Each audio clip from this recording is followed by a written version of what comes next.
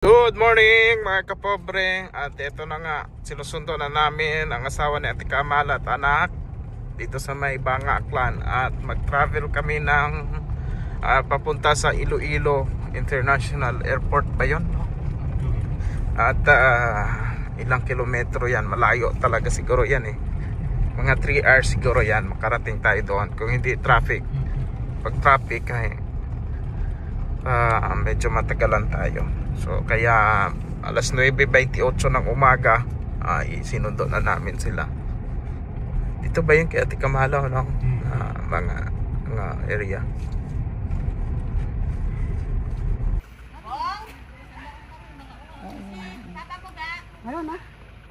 Ayan na sila. Bong, nagkita ka mo ni Nene. May ginapaboy na kay Dagon yung paulibre. Ano siguro yun,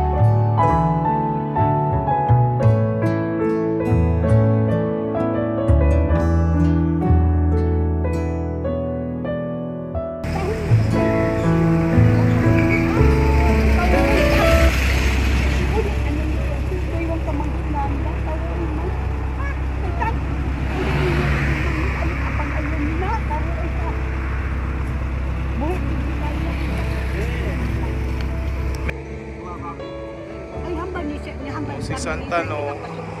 Nene, okay lang ikaw ne? Hindi ka nalulula magsakay sa sasakyan? Naka-aircon tayo?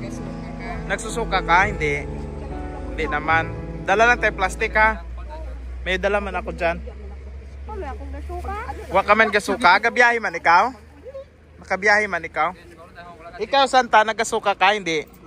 Okay, sige. Dapat may bunamit agi.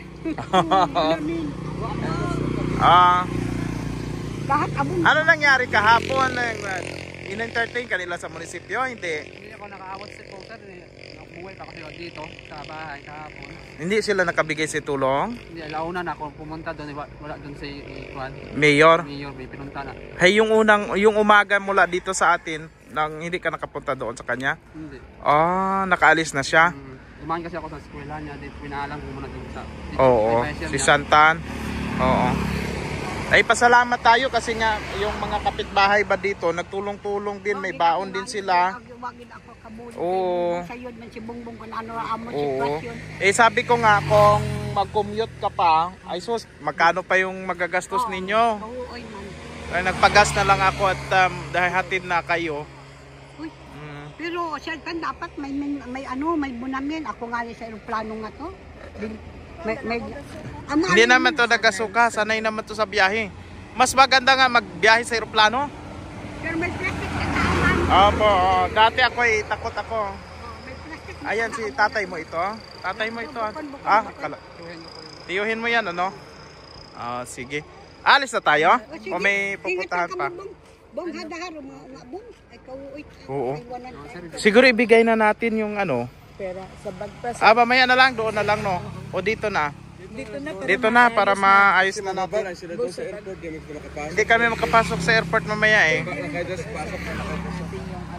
Ihatid natin sa airport gate nga i-guide sila. First time nga nyo mag-flight no? Pero nakauwi ko dito. Naka-aeroplano ikaw dati? Yan po nga nakauwi. Na-aeroplano rin ikaw dati ne? Sige. Ibigay natin. Saka pag doon ka sa kung saan ka doon, huwag ka masyadong mag-ingat ka ha sa mga i-entertain sa iyo, yung budol-budol kasi nakita ka sa social media kilala ka kahit saan. alam mo naman, hindi lahat ng mga nanonood sa atin ay legit na supporters.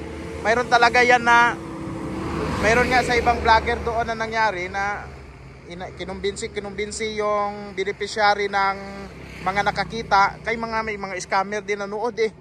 Ngayon baka mamaya pagdating mo doon sa ibang lugar kukunin yung pera mo o ano ha. Mag-ingat kayo ha. Susunduin naman ako doon sir. Susunduin ka?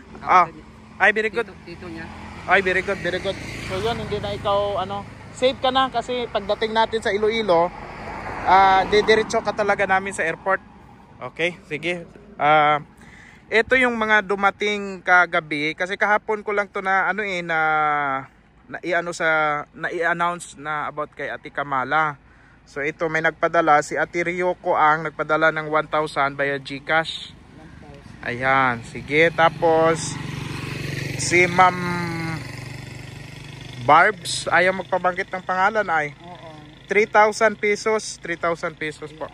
1,000, 2,000, 3,000. Ayun, sige po. Oo. Maraming po salamat po sa tulong ng sa asawa ko po sir. Mga tumulong. Laking bagay na to sa kanya. Maraming salamat po. Yan lang po sir. Oo. Sige. Tayo ay alis na tayo.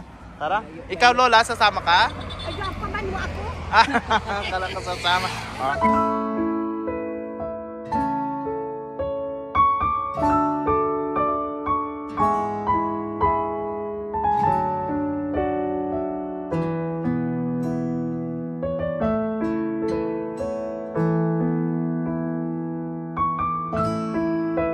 Dito na kami sa Altabas, mga kapobre.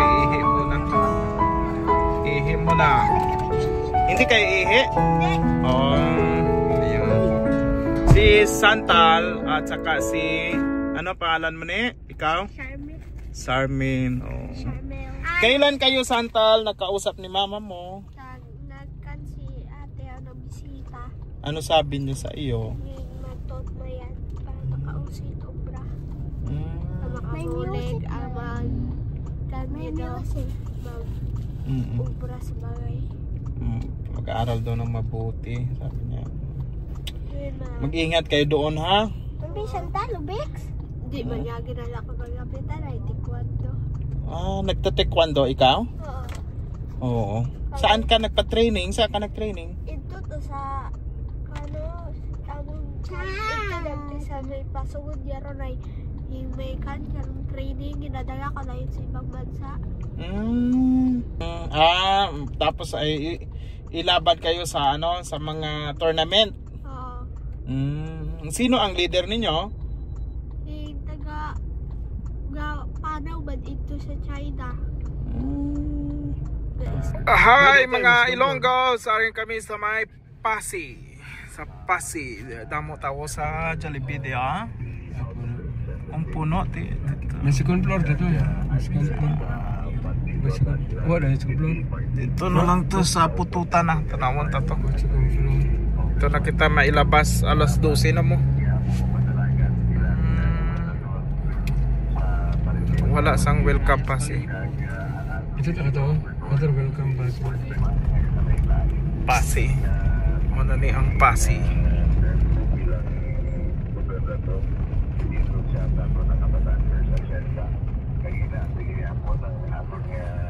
Marami ang weather condition ba sa Pasig ba?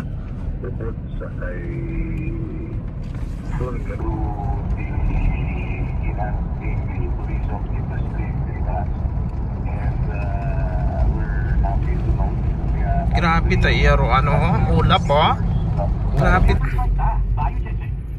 Yan pututan na tayo mga kapobre. Dito tayo sa Jollibee, pututan. Yun. Grabe si Jollibee nagangirit-ngirit kita Santal no? Yan na siya dito na tayo kakain. Ito na yun pututan. I love pututan. Dito, kakain muna kami. Ay, punuan kita na. Bago. Chugotok, kaya dito na kami nag-drive thru na lang kami mga kapobs. Dito na kami kakain sa sakyanan. Titigil lang kami dito sa una-una, no, sa hindi traffic. Yan, no. Lisod yung laging puno yan yung pututan basta lunch time. Lunch time. Yan, kutsara. Dito na kami kakain mga kapobs. Chicken. Chicken nuggets sa'yo, Santal? Nuggets yung sa Santal. I love chicken nuggets! Yeah. Ano sa'yo kuya? Chicken? Chicken Joy? Sige, kain na tayo. Doon, dito na kami sa may pututan. Nag-CR ang mga bata. Yun. At hindi lang bata ang nag-CR kuya, no?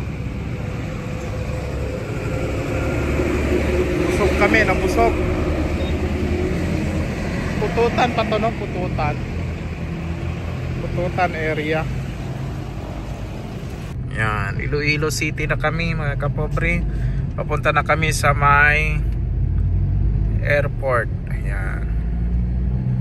Ano tong area na to, no? Papuntang Pamilya.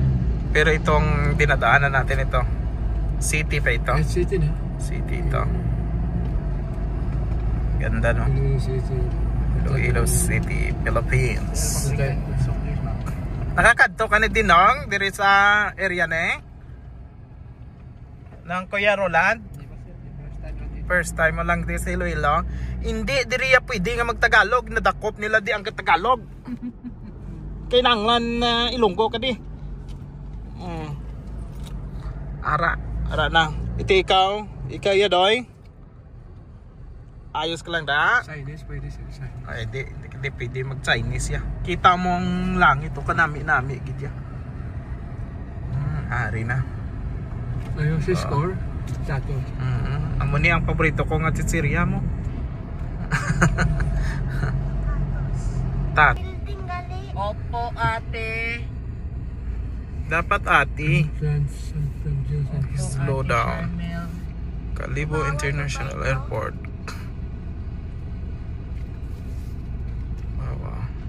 Ano? Ito pa lang yung entrance ng airport na kaganda. Tayo pa yan, hanggang doon pa yan. Gabi tayo noon nung nagati kay AJ na. Nang kasama mga classmate niya.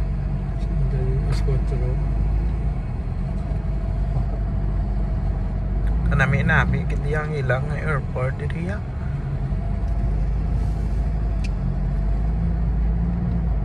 Te, ang oras na to, ano na ni? Alauna 28. Te, kung nag-commute ka mo ni, bawa yawan ka mo sini.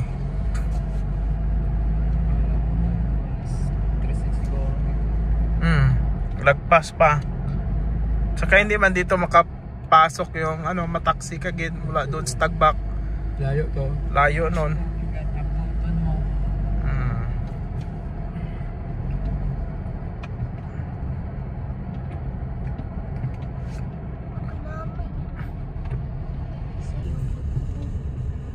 All stop. Or parking. Yan na yung airport, oh. Yan, oh. Airport. Iloilo Airport. Sa loob. Napasok pa kayo. Parang excited. Kinakilig-kilig pa siya eh. Nakita yung airplane eh. Pa-assist tayo dito sa guard. Aray ko. Gamit mong iba kuya, ipasok mo na lang sa bag. Dito na kami sa Kalibo, sa Iloilo International Airport. Oh, dahan. Ingat.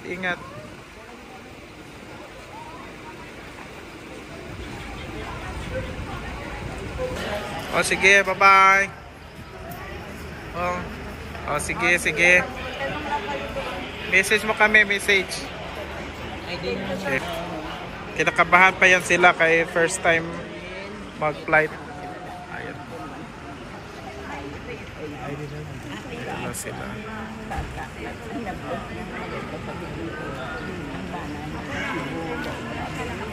Ayun. Nahatid na namin sila, doon sila sa loob, mga kapobre, ng Iloilo Airport. Yan. So kami ay uuwi na rin. 1:43 ng hapon. Ayan o. Thanks God. Ay nako, grabe ano. Nakakalungkot mga na balita. Nako, sige. Parang yung mga bata excited sila magbiyahe. First time makasakay kasi ng eroplano ng mga bata. Nung makita kanina yung building doon sa Iloilo, tuwang-tuwa yung isa. Yung si ano yun? Ano pangalan ng isa? Si Charmel. Yun. Ay nako no. Ako nga last year lang ako nag first time na makasakay ng eroplano 33 years old bago nakasakay sa eroplano. Ay nako. Lawak pala itong airport na ito. Saan ba dito? Ayun exit. Saan yung exit ay? Exit to siguro ng taxi to. 8:28. Alright, 8:28 ng gabi ngayon. Mga kapobre, nakarating na kami dito sa Kalibo, Aklan. Rating na kami sa apartment namin. So maraming salamat sa inyong panonood at ngayon lang din nakatanggap si Ate Presi ng message kay Kuya Roland na nandoon na sila nakalapag na sila sa Davao Airport at magta-travel pa pala sila ng 2 hours mula doon sa airport papunta doon sa lugar ni Ate Kamala. So nasundo na rin sila ng kanilang mga kapamilya. Maraming salamat po sa panonood ninyo mga kapobs. Bye bye.